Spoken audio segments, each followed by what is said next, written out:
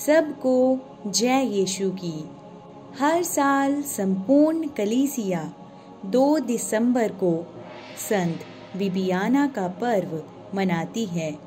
उनका जन्म रोम में 4वीं शताब्दी में हुआ था। उनके पिता फ्लेवियन और माता डोफ्रोस थीं। उनके माता पिता दोनों ही बहुत धार्मिक प्रवृत्ति के इंसान थे। उनके जीवन में बहुत सी प्रतिकूल परिस्थितियां भी आईं। उन दोनों को कई प्रकार के अत्याचार और परेशानियों का सामना भी करना पड़ा और अंत में उन दोनों की हत्या कर दी गई थी।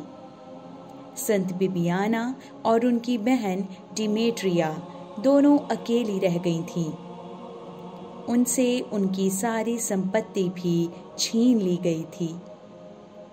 उसके बाद 5 महीने तक उन्हें काफी हानि उठानी पड़ी थी, लेकिन वो 5 महीने भी उन्होंने प्रार्थना और उपवास में ही बिताए थे। सम्राट जूलियन अपोस्टलेट के शासनकाल में वहां के राज्यपाल के द्वारा इन दोनों बहनों को सम्राट के सामने पेश होने का बुलावा भेजा गया और उन्हें प्रताड़ित कर मृत्यु के घाट उतार दिया गया। अपनी मृत्यु से पहले वे दोनों अपने विश्वास पर दृढ़ता से स्थिर रहीं। पहले उनकी बहन डिमेट्रिया को मौत के घाट उतारा गया और संत बिबियाना को एक बीमार प्रतिष्ठित महिला रूफीना के पास भेजा गया, जो कि बेहद धूर्त थी। उसने बिबियाना की सोच को किसी और क्षेत्र में चलाना चाहा, लेकिन उसकी नकली कोमलता का बिबियाना पर कोई असर न हो पाया और सब कुछ विफल ही रहा।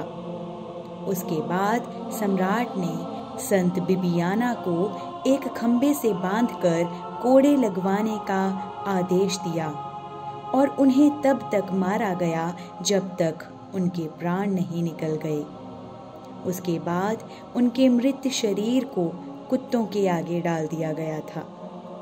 2 दिन तक उनका मृत शरीर ऐसे ही पड़ा रहा और किसी ने उसे छुआ तक भी नहीं।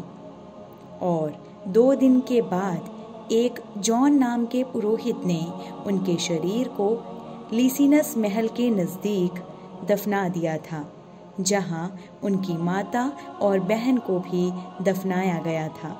आइए आज हम भी संत बिबियाना के माध्यम से प्रभु से प्रार्थना करें कि प्रभु हमें भी उनके जैसा विश्वास, धैर्य और सहनशीलता दे।